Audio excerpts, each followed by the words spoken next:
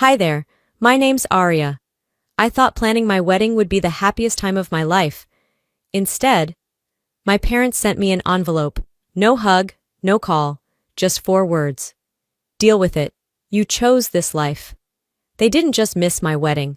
They posted about family values. At a BBQ I wasn't invited to. They opened credit cards under my name. And when I fought back, they called me crazy behind my back. Was it the wedding that broke us? Or had they been cutting me out long before I ever said I do?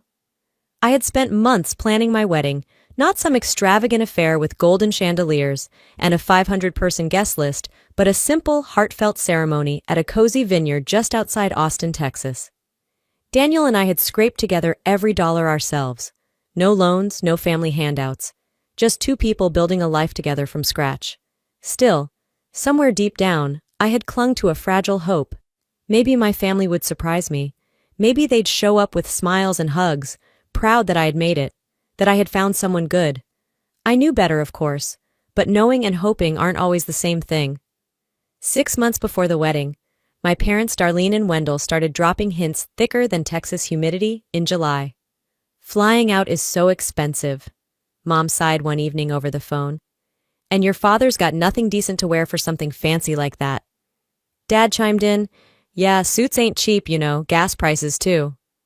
At first, I thought they were just venting. Families complain, it's what they do. But the comments kept coming, passive-aggressive little jabs left and right, until the message was clear as day.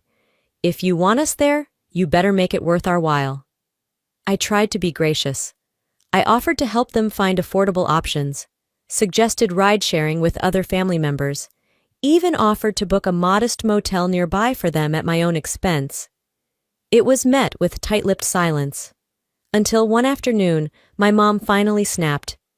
If you really cared about family, you wouldn't expect us to shell out for all this. You'd help us out. You're the one getting married. That was the moment the air shifted. It wasn't about celebrating my happiness. It was about leverage, about guilt, about making me responsible for their effort to show up. I remember sitting in the kitchen, holding the phone, staring at the blank wall like it could offer me answers. I realized then, love, in their eyes, always had a price tag. I politely refused. I told them the wedding was small, intimate, and we simply couldn't afford to bankroll everyone's trip. I said it firmly but kindly, hoping they'd understand. They didn't. The calls stopped. The texts dried up. No can't wait to see you, no congrats honey, just radio silence. A few weeks later, Daniel and I mailed out the invitations, handwritten, heartfelt, sealed with trembling hope. I spent days checking my mailbox like a teenager waiting for a college acceptance letter. Nothing came, not even a simple RSVP from my own parents. Friends noticed. Hey, Arya, is your mom coming? Someone asked at the bridal shower. I forced a smile, waved it off with a joke about family drama, but inside it gutted me. Daniel held my hand under the table. No words, just the steady warmth of someone who knew how much it hurt to pretend you weren't hurting. As the wedding date crept closer, I began to shift internally. I stopped imagining their faces in the front row. I stopped saving them a seat. In the quiet hours after work, I sat on the couch with a glass of cheap red wine, scrolling through old photos, Christmas mornings, birthdays, family road trips. Each memory now felt like a mirage, a thing I had desperately believed was real until it faded under the harsh sun of reality. One evening, as Daniel and I stuffed gift bags for our tiny guest list friends, a few coworkers, a couple of distant cousins, he looked at me and asked carefully, "Are you sure you're okay doing this without them?" I hesitated, staring at the ribbon in my hands. Part of me still wanted to believe they would show up last minute, all smiles and apologies, blaming work or traffic or a forgotten calendar. But another part, a deeper, older part of me knew better. I looked Daniel in the eye and said, maybe they were never really there in the first place. The night before the wedding, the apartment was quieter than usual. No buzzing phone, no frantic last-minute advice from a mother who was supposed to be thrilled for her daughter. Just me, Daniel, and the echo of a family that had chosen silence over celebration. We had an early dinner, something simple spaghetti and garlic bread, because neither of us had the appetite for anything fancy. Afterward, Daniel went to double-check the suits while I curled up on the couch, staring at the ceiling, wondering when exactly I had lost them. Maybe when I chose a different path. Maybe when I stopped being the version of me they could control. The clock ticked past midnight. Still no messages, no missed calls, nothing. I got up, checked the front door one last time like some desperate kid waiting for Santa Claus. Nothing but the soft hum of Texas night air. I turned off the porch light, locked the door, and whispered to myself, "This is my life now." I didn't know yet, but the envelope would arrive tomorrow, sealing everything I hadn't dared to admit. Morning dragged itself in, sunlight leaking across the hardwood like a warning. I brewed coffee out of habit and sat by the window staring at the dead street. Deep down, I had always known this day would come, the day I'd have to admit my family was never the fairy tale I pretended it was. The knock came just before noon. No balloons, no hugs. Just a worn envelope shoved halfway into the doorframe, as if even the delivery deserved no ceremony. I pulled it free. My hands felt colder than they should have been under the Texas sun. Inside, a single sheet of lined paper. 6 words in my mother's sharp, unmistakable handwriting. "Deal with it. You chose this life." No signature, no warmth, just a final dismissal from people I once called home. I set the paper on the kitchen table like it might detonate. Daniel walked in from checking the car and froze at my face. "What is it?" he asked. I slid the paper over. He read it once, then again. His jaw clenched. "You don't deserve this," he said quietly. No, I thought. I didn't. But it wasn't new. It had been building for years, layer upon invisible layer, until everything finally cracked. 6 years. 6 years of paying rent when Dad's unemployment ran dry. 6 years of covering Mom's endless doctor visits for a bad back that didn't stop her shopping sprees.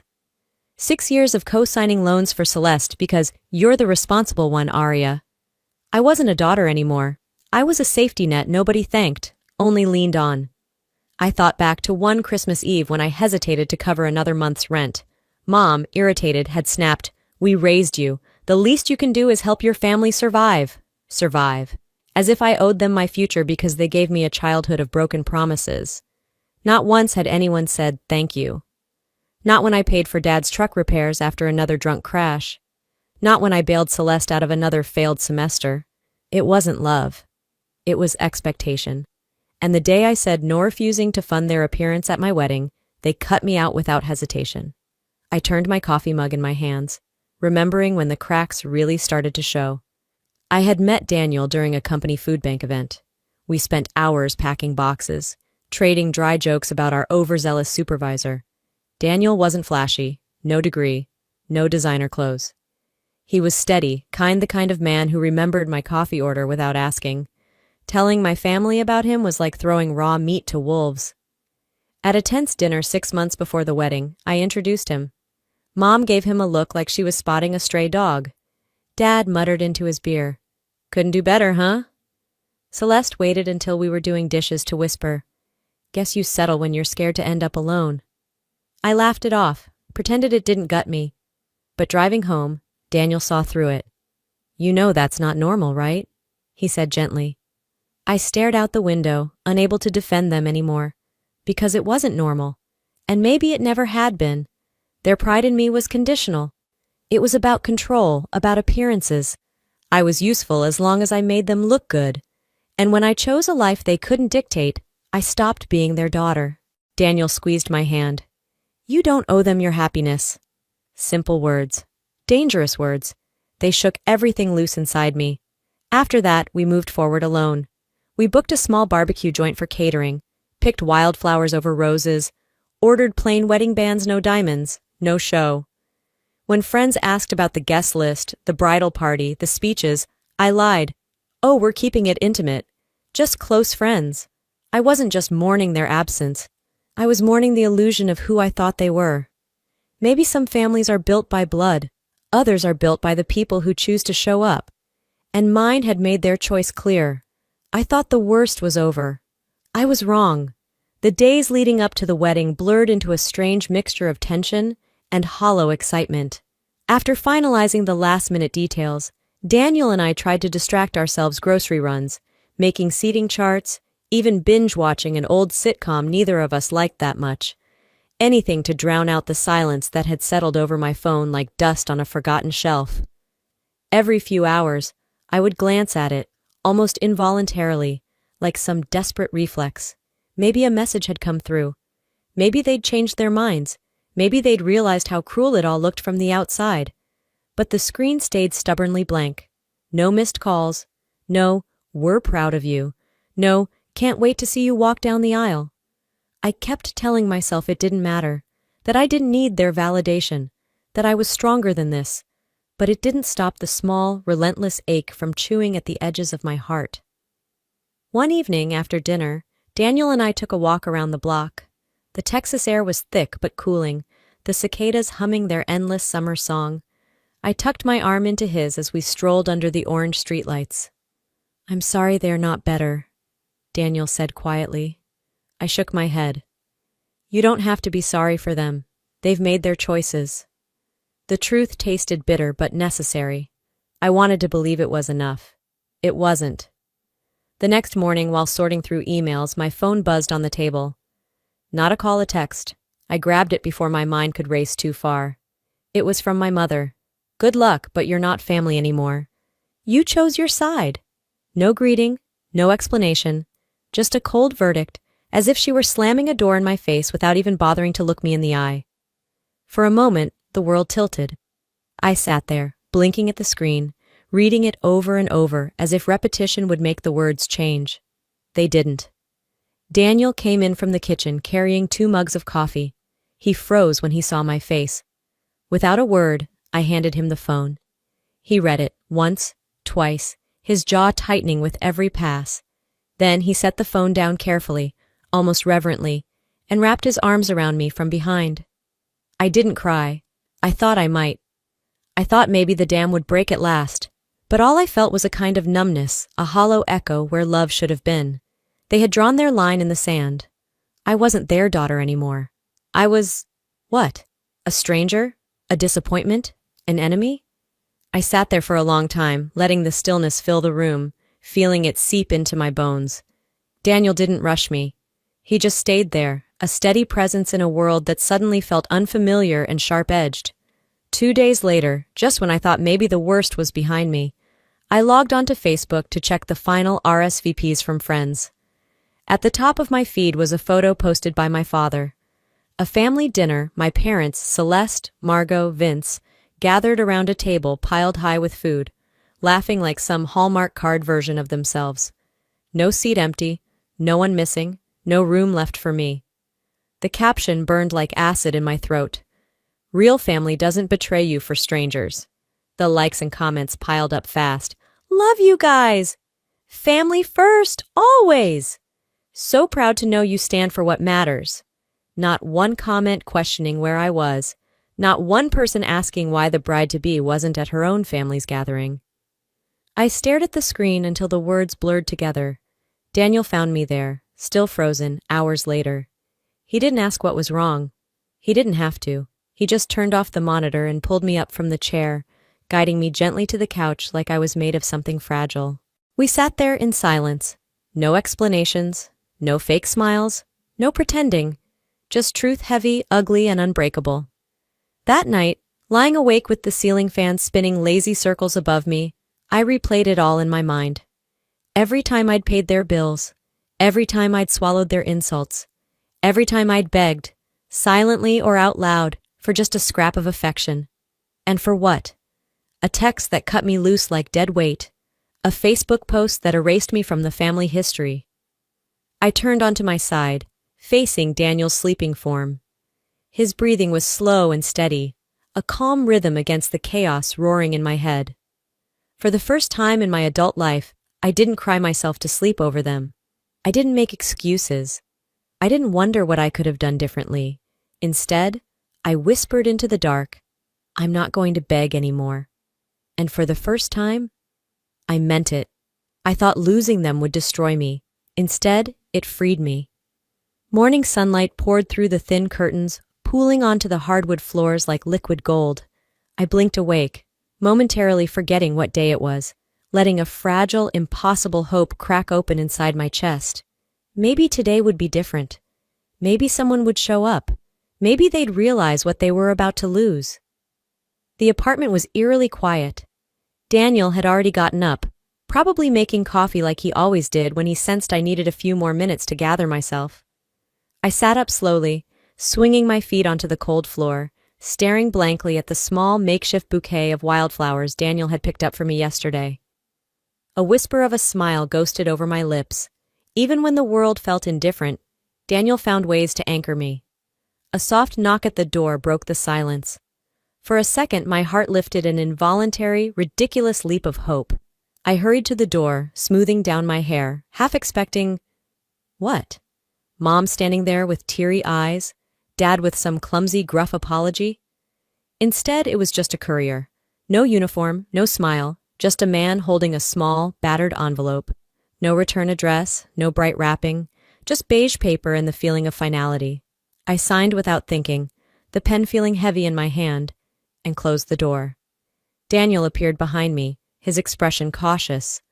"What is it?" "I don't know," I said, my voice barely above a whisper. We sat at the kitchen table, side by side, as I opened the envelope. Inside was a single sheet of lined paper, hastily torn from a notebook. 6 words scratched out in a hurried, almost angry scrawl. "Deal with it. You chose this life. That was it. No love, no well wishes, no regrets, just a final, decisive blow." I stared at it for a long time, the words swimming before my eyes. Somewhere deep in my chest, something cracked, not a violent shatter, but a slow, inevitable break, like ice splitting across a frozen lake, quiet but irreversible. Daniel reached out and placed his hand over mine, squeezing gently. I didn't cry. There were no tears left to give them, only a hollow, aching clarity. I folded the paper back into the envelope and set it down carefully, as if it were something toxic. That was when I noticed my phone buzzing. At first I hoped, foolishly, that maybe it was someone reaching out to offer support. Instead, it was a string of messages from a few mutual friends. Cold, formal, awkwardly polite. "Sorry, Arya, can't make it today. Hope it's beautiful, though. We're tied up with family stuff, but sending good vibes." Every message a new splinter, driving deeper into already raw skin. Confused, I checked my social media, digging through the trail they'd left behind like breadcrumbs. It didn't take long to find it. A private message chain screenshots forwarded from a mutual friend who hadn't bought into the Whisper campaign. Margot, my own aunt, had been quietly messaging people behind my back for weeks. "Arya's making reckless choices. Not sure we should be supporting this. It's better to stay neutral and let her figure it out on her own." Neutral. As if watching someone bleed out alone at their own wedding was a respectable choice. I sat there, stunned, the betrayal washing over me in slow, nauseating waves. It wasn't just absence. It was sabotage. Daniel crouched beside my chair, grounding me again with his steady presence. "You didn't lose family today," he said quietly. "You lost people who never deserved to call themselves that." The words stung sharp and undeniable, but there was a stitching happening too, somewhere deep inside. Tiny, invisible threads weaving a new kind of strength through the places I'd been left torn open. I pressed my forehead to his shoulder, breathing in the clean, familiar scent of his soap, coffee, and the barest trace of the aftershave he wore for special occasions. "Today is still ours," he whispered. "No one gets to steal that from you." I nodded slowly, letting his certainty seep into my bones. Later that afternoon, as I stood before the mirror in my simple lace dress, I saw it clearly for the first time. Not the girl desperate for approval, not the daughter pleading to be seen, but the woman who had finally chosen herself. I placed my hand gently over my heart and said, aloud to my reflection, "Today is not about what I lost. It's about what I refused to lose myself." There was no music swelling in the background, no cinematic transformation, just me, breathing steadily, staring down the ghost of every apology I'd ever owed them. The door creaked open, and Daniel peeked inside, his smile small but steady. "Ready?" he asked. I nodded once, firm. I would walk down that aisle carrying nothing from them but the weight they taught me to shed. The sun was already climbing high over Austin when I stood by the window, my bouquet clutched loosely in one hand, feeling strangely weightless. The morning had unfurled quietly, almost too quietly. Part of me wanted to believe the worst was over, that today, of all days, would be untouched. Then my phone buzzed. It was a message from Celeste. Can't wait to celebrate you today. For a moment, one heartbreaking, foolish moment, I allowed myself to believe it.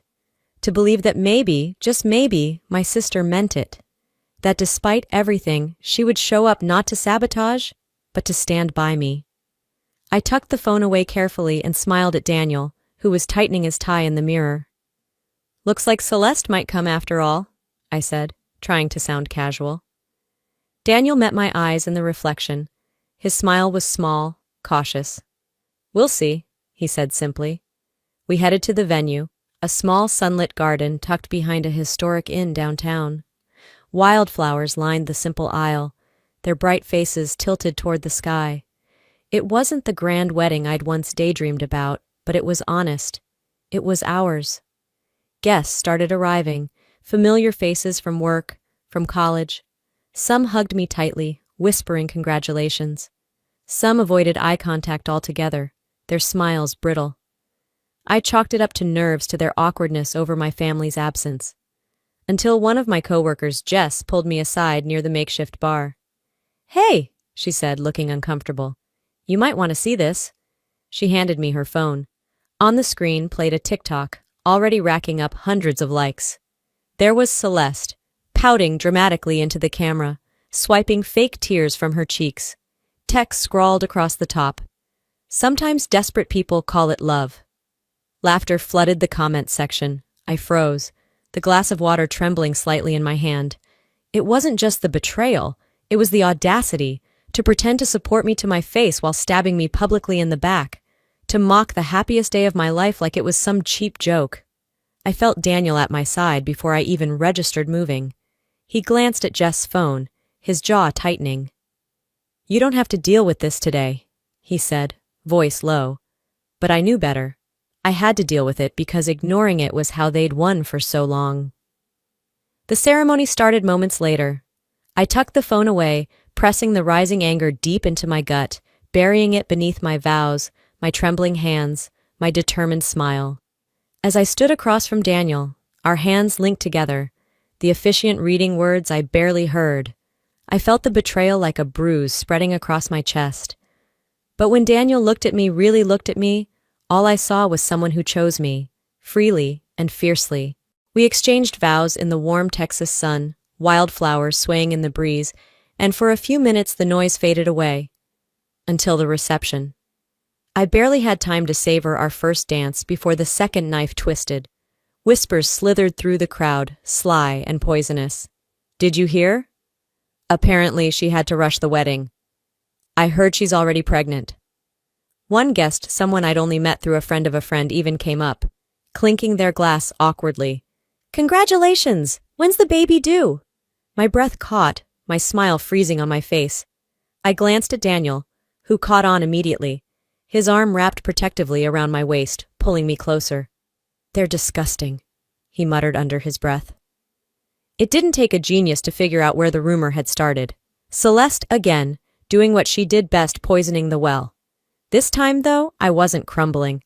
I caught Daniel's eye and gave the smallest shake of my head. Not here. Not now. Instead, I clutched his hand tighter and lifted my chin. When it came time for the toasts, Daniel took the mic briefly. He didn't mention the absent family. Didn't talk about regrets or what could have been. He simply said, sometimes the family you build is stronger than the family you're born into. Applause rose up around us, genuine and fierce. I blinked fast, feeling the tears prick at the corners of my eyes, but not from sadness this time. After the formalities ended, and the cake was cut, and the last guest stumbled laughing toward an Uber, Daniel and I retreated back to our apartment. Still in my dress, still barefoot, I sat on the floor of our living room, scrolling through my phone. The TikTok was still climbing in views. The comments were still cruel. But now I saw it clearly. This wasn't about me. It was about their need to punish me for leaving the cage they'd built. and I wasn't going to let them control the narrative anymore. I started gathering evidence, screenshots of Celeste's TikTok, messages from guests whispering the pregnancy rumor, photos of the family BBQ being posted the same day as my wedding, all of them laughing, raising beers, as if they'd dodged a bullet by skipping my happiness. I created a folder on my desktop, labeling it quietly, Truth. I wasn't planning on rage posting, no dramatic confrontations, no screaming matches. I was going to be smart. I was going to be strategic. And I was going to make sure they never forgot the day they chose to lose me. Morning light spilled through the blinds, casting pale stripes across the small apartment floor. I was still in my pajamas, a cup of lukewarm coffee abandoned on the table, the truth folder open in front of me. There was something mechanical about my movements now, printing screenshots, saving links, organizing names and timestamps. Daniel padded over from the kitchen, refilling my coffee without a word. His quiet support anchored me, even when my hands trembled slightly. The notification pinged on my phone almost sounded casual. Ping! I ignored it at first. Ping! Another. Finally, sighing, I swiped it open. It was a message from my friend Rachel, one of the few who had stood by me without wavering. You need to see this. Attached was a Facebook post. My fingers tightened around the phone as I opened it. Photos filled the screen. My family gathered in Margot's backyard. Balloons, grinning faces, red Solo cups raised high, tables stacked with barbecue ribs and potato salad. The caption read, Celebrating real family and true values today. Some ties are better cut loose.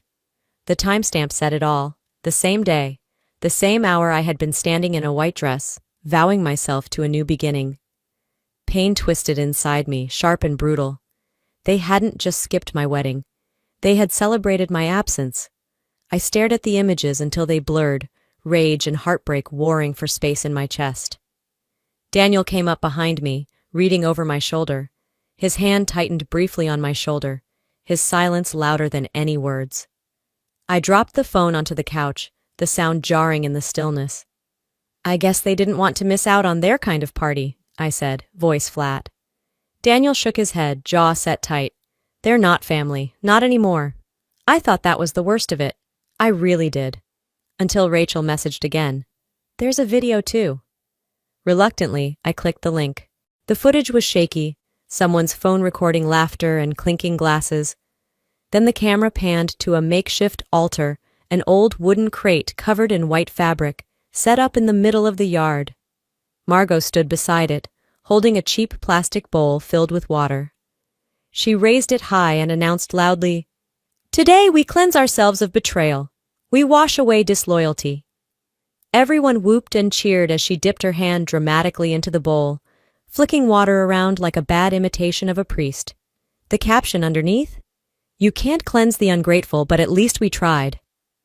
I didn't realize I was shaking until Daniel gently took the phone from my hand. He stared at it for a long moment, then without a word, placed it face down on the table with a thud. They don't deserve to have any piece of you left, he said finally, his voice low and hard. Something cold settled inside me, not sadness, not even rage anymore, just a clarity sharp enough to cut through bone. I stood slowly, walking over to the Truth folder. Opening a new subfolder titled BBQ Mockery, I began saving screenshots of the video, the comments, the laughter. I wasn't doing this to hurt them. I was doing this to save myself from ever doubting again. Every lie, every manipulation, every betrayal. I would document it all, not to weaponize, but to remember, so that no apology wrapped in crocodile tears would ever sway me again. The corkboard wed hung up for wedding seating charts quickly transformed into something else entirely. Pins connected screenshots to text messages. Photos overlapped like scars across its surface. Financial abuse, public humiliation, psychological manipulation. Daniel helped without asking questions, pinning up images silently beside me. This wasn't revenge. This was survival. That night, while Daniel slept, I sat at the kitchen table with a worn notebook and a cheap ballpoint pen. I wrote, I owe them nothing. I owe myself everything. The words bled into the page, permanent and unflinching. I closed the notebook carefully, setting it beside the growing mountain of evidence. Looking around our small apartment, the thrift store couch, the secondhand dishes, the wedding photos we hadn't even framed yet, I realized something powerful. They had thought they were burying me under shame. All they'd done was plant a seed, and whatever grew next would be something they could neither control nor crush. I wasn't their broken little girl anymore. I was the wildfire they never saw coming. The next morning, the sun barely breached the windows, when Daniel found me hunched over the laptop, brows knitted tight, scrolling through my credit report. I hadn't planned to check it. Honestly, I'd been avoiding anything that might add another crack to my already fractured heart. But something gnawed at me, now an instinct honed from too many years of ignoring the obvious. The first red flag hit me like a slap. A credit card account I didn't recognize, opened 6 months ago. Then another, and another. 4 cards, all maxed out. Thousands of dollars in debt under my name. My chest tightened as I clicked through the details. Electronics, furniture, spa treatments, transactions I had never authorized, never even dreamed of affording when Daniel and I were scraping by to plan a backyard wedding. There it was. My betrayal, no longer just emotional but financial, tangible, legal. I clenched my fists so hard my knuckles cracked. They hadn't just abandoned me. They had robbed me. Daniel sat down beside me, reading over my shoulder. His jaw ticked once tight, controlled fury. They didn't just cross a line, he said lowly. They buried it. Before I could even begin to process the fraud, my email chimed. I glanced at the sender. Darlene Evans, my mother. Against my better judgment, I opened it. Dear Arya, we know things got a little heated lately. Families fight, that's normal. Maybe you could help us out with some overdue bills, you know. Start fresh? Let's not hold on to grudges. After all, we're family. Love, Mom. No apology for the years of neglect. No acknowledgement of the mockery. No mention of the theft. Just another ask. Another grab.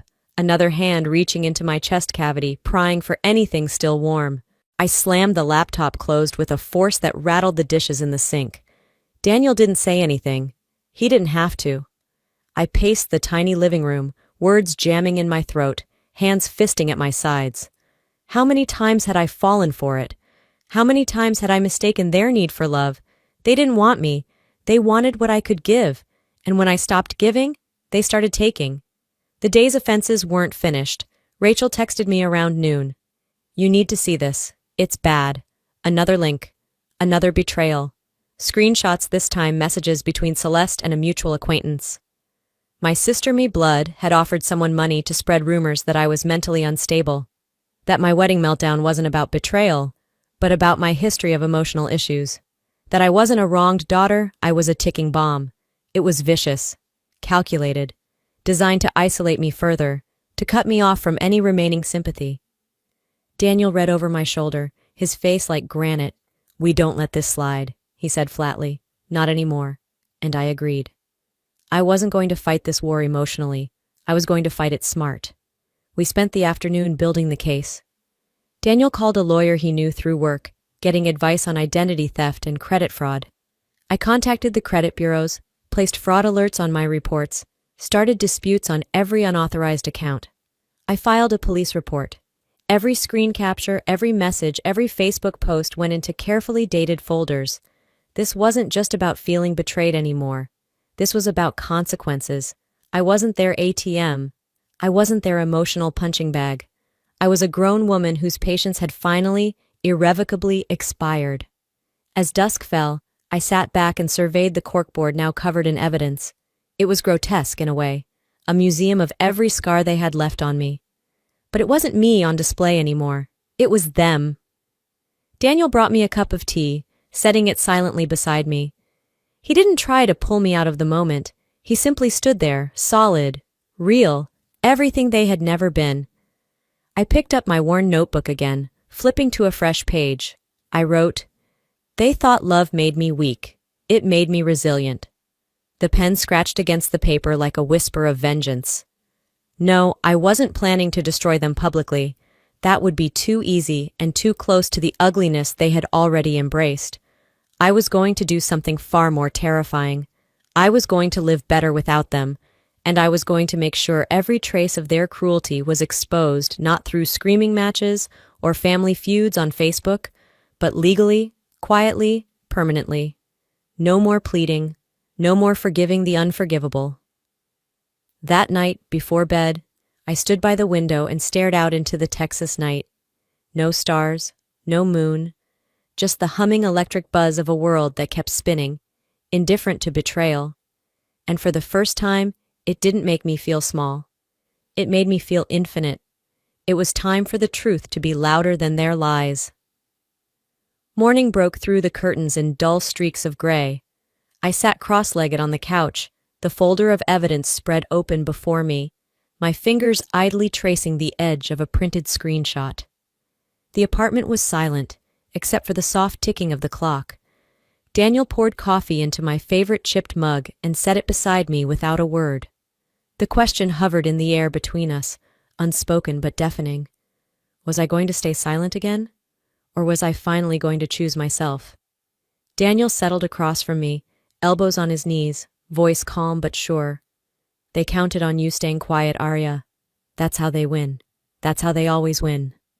I wrapped my hands around the mug, feeling the heat seep into my palms. My heart thudded slow and steady, a metronome of something ancient and rising. This time, I wouldn't let them rewrite the ending. I opened my laptop, clicked New Post, and for the first time in my life, I told the whole truth.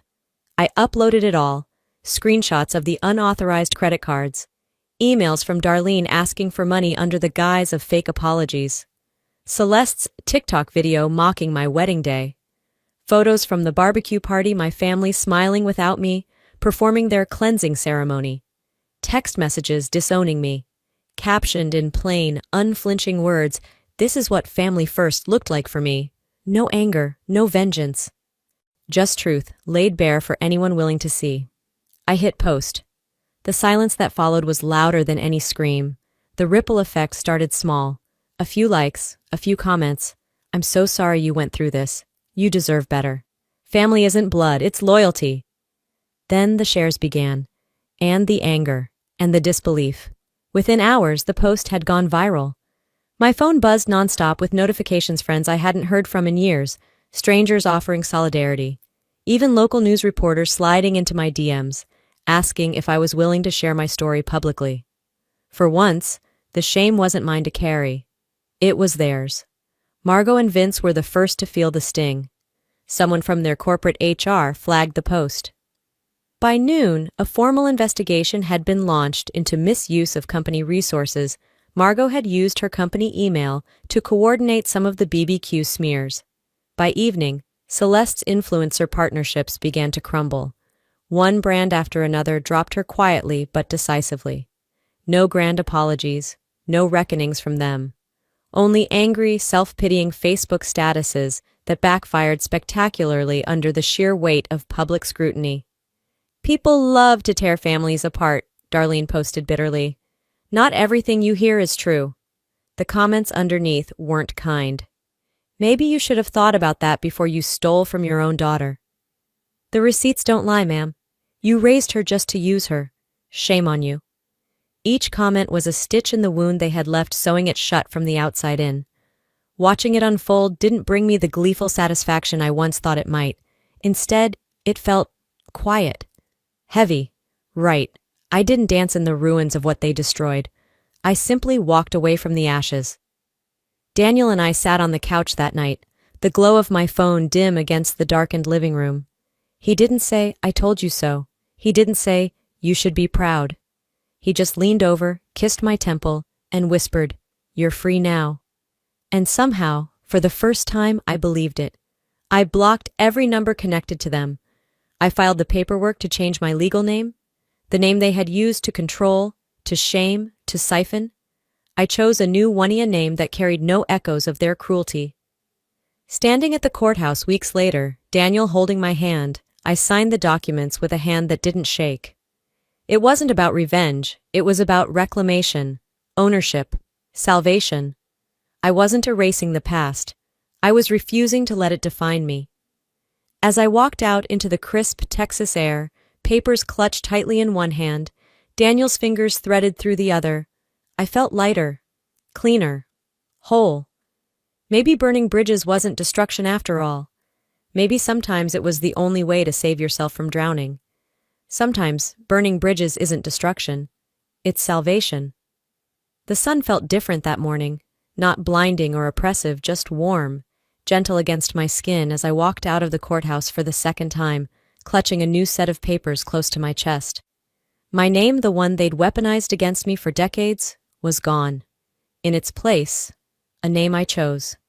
A name no one could stain with their lies or betrayal. Daniel waited by the truck, a bouquet of sunflowers in his hands, grinning like we had just won something bigger than any court ruling. And maybe we had. We didn't rush home. We stopped for coffee at a sleepy diner off the highway, the kind with chipped mugs and old country songs playing too softly to recognize.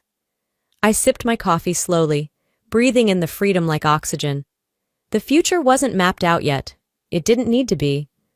For the first time in my life, the future felt like something I could create, not something I had to survive. Weeks later, we moved into a small house on the outskirts of town. It wasn't much, 2 bedrooms, a little patch of backyard struggling under the Texas heat, but it was ours. No hand-me-downs laced with guilt. No pictures of faces smiling through gritted teeth on the walls. Just space to heal, to rebuild, to breathe. We painted the living room a soft shade of green, the color of new beginnings. Adopted a mutt from the shelter, a shy little creature with scars we couldn't see but somehow understood. We named him Lucky. The nights were quieter out there. No sirens, no angry phone calls, no echoes of guilt trailing into the dark. Just crickets, the low hum of the ceiling fan, and Daniel's steady breathing beside me. Every now and then, the old wounds itched. A memory would sneak up on me, a Christmas morning spent trying to buy their approval, a birthday where the only gift was silence. But the memories didn't own me anymore. They were just there, like faded scars, proof I had healed, not proof I was broken. Of course, they tried half-heartedly. Celeste posted vague, passive-aggressive quotes about traitorous family members and fake victims on her Instagram stories. Margot shared old family photos from years ago with captions like, "Some people forget where they come from." I didn't answer, didn't comment, didn't rage, because their audience had shrunk. Their words, once daggers, now fell dull and ignored. Some distant cousins I barely knew sent awkward messages. "Hey, sorry things went down the way they did. Hope you're good." I read them, smiled a little at the irony, and hit delete. I wasn't angry. I wasn't bitter. I was simply uninterested. The battle was over, and I had won not because I destroyed them, but because I refused to let them destroy me. Trust, of course, would take time. I joined a local support group for adults estranged from their families, not because I needed to vent, but because I wanted to build real connections, real community, real belonging. I listened to others tell their stories, some eerily similar, others heartbreakingly worse, and found comfort not in shared anger, but in shared survival. We laughed more than we cried. We talked about gardens and jobs and terrible dating stories. We celebrated each other's wins, no matter how small. Healing wasn't a grand explosion. It was quiet. It was in the mornings I woke up and didn't brace myself for disappointment. It was in the dinners where no one measured love in dollars or obedience. It was in the laughter that bubbled up unexpectedly when Daniel tried and failed to bake bread from scratch one Saturday. It was in the peace that came from knowing no one else had the power to define me anymore. On my first birthday after the name change, I checked my new P.O. box, curious. Inside was a card unsigned, ugly in its bitterness. Without opening it, I walked to the nearest trash can and dropped it inside. Some things didn't deserve even a second of your time. Instead, I went home, baked a simple vanilla cake, lopsided and imperfect. Daniel and I ate it on the back porch, barefoot, Lucky curled at our feet, the stars winking back at us like they were finally in on the joke. No fancy toasts, no grand speeches, no need for anything more. Just a quiet life built from scratch, strong, stubborn, and finally mine. And as the candles flickered out, I whispered a simple prayer to the dark. Thank you for the ending, and for the beginning. Because sometimes, Family isn't the blood that binds you. Sometimes, family is what you build, not what you survive. After everything I lived through, here's the truth no one tells you early enough. Family isn't just about blood. It's about choice, respect, safety. You don't owe your peace to people who weaponize your loyalty. You don't have to keep bleeding just because someone else hands you the knife with a smile. Choosing yourself isn't selfish, it's survival. And healing, real healing, sometimes means walking away without needing to slam the door. It means quietly rebuilding a life so full, so joyful, that their absence feels like freedom, not loss. If you're standing at that crossroads right now, wondering if it's okay to put yourself first, let me tell you, it is, and you deserve to. Because you were never too much. You were never the problem. You were simply trying to bloom in a garden that refused to water you. So bloom anyway. And now I want to hear from you. Have you ever had to walk away from someone you thought would never betray you? What was the hardest part? And what did you learn about yourself? Drop a comment below, even just a simple 1 inch if this story touched your heart. Or tell me where you're watching from. I'd love to know how far our little community is reaching. And hey, if you felt seen, if you found even a flicker of strength through this story, please hit that subscribe button and stay connected. We have so many more real, raw, and healing stories to share together. You are not alone here. Thank you for listening and for being part of something real.